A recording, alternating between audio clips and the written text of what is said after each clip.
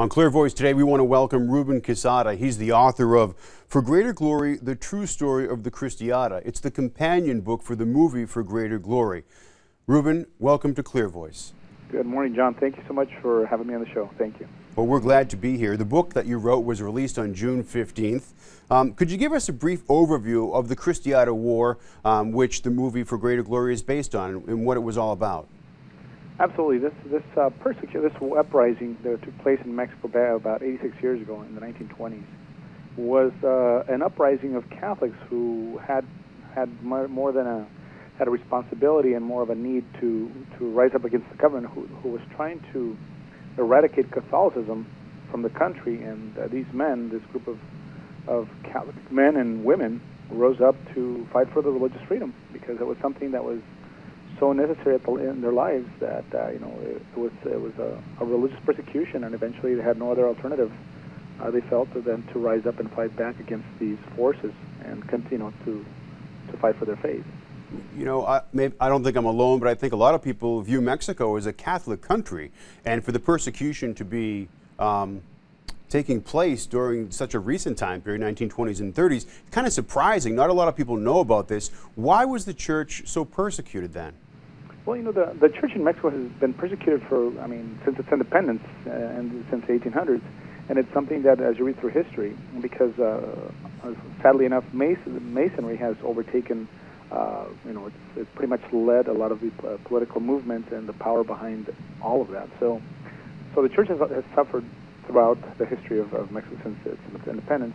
So when Calles came into power, this is in 1924, but a little prior to that, we have the Mexican Revolution, and after the revolution was ended, the new constitution came in, that was written, and of course, for the entire country. And this constitution, it also included articles that were anti-Catholic. I mean, they were very, very anti-Catholic, but they were set there to be used in the future.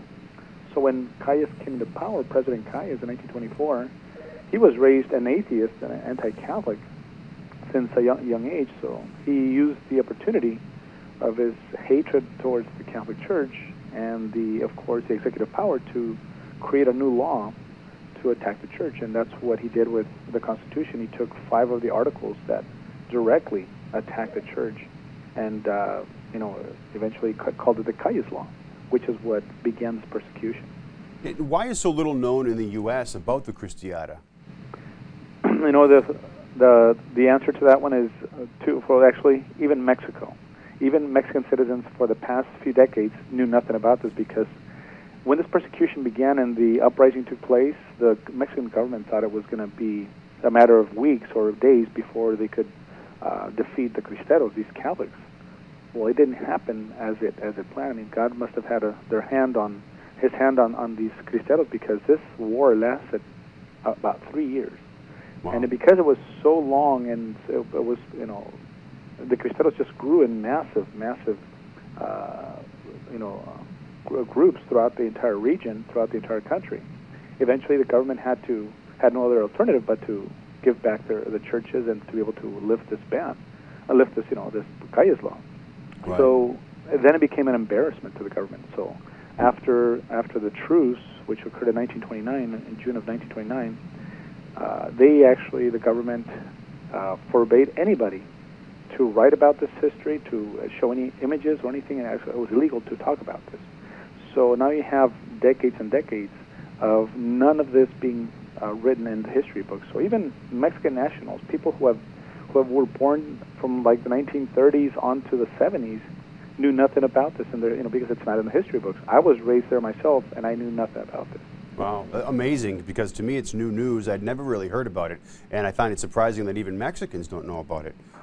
Which brings me to my next question. In the movie, it alludes to a discrepancy of sorts between the Vatican and the Cristero fighters regarding the persecution. Could you explain that? Well, yeah, of course. It's something that we need to, first of all, understand the church teaching on war, and that's something that when the Catholic League and some of the Cristeros decided to rise up, of course, they wanted to get the support from the Vatican and the bishops, and of course that's something that the church cannot do. There's no way. There's no way that the church will support such. Again, unless it is justified as a a just war theory, a cause, and there are some paragraphs in the Catechism that we also share in the book for people to read exactly what the just war or the cause would be. Again, this uprising did not meet that, so of course they couldn't, and something that the Cristeros were, they didn't really consider that option. They just figured there was no other alternative but to fight. Okay. So it was something. Let me interrupt you one second, if I could, Ruben. We have about 30 seconds, and okay. I think the important question we want to get in is the relevance to what happened in the Kristiano War with the fight today in the U.S. For religious freedom. Can you relate the two?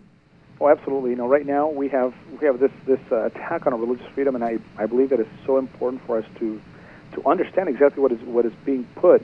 What is being thrown at us. We have to defend it, because if we don't stand up for this right now, there are graver consequences that we're going to pay down the road. Not just us, but our children and the next generation. So we need to stand up right now more than ever and see that this is the beginning of something greater for us. And as Catholics, we have the responsibility to be able to stand up and fight for religious freedom.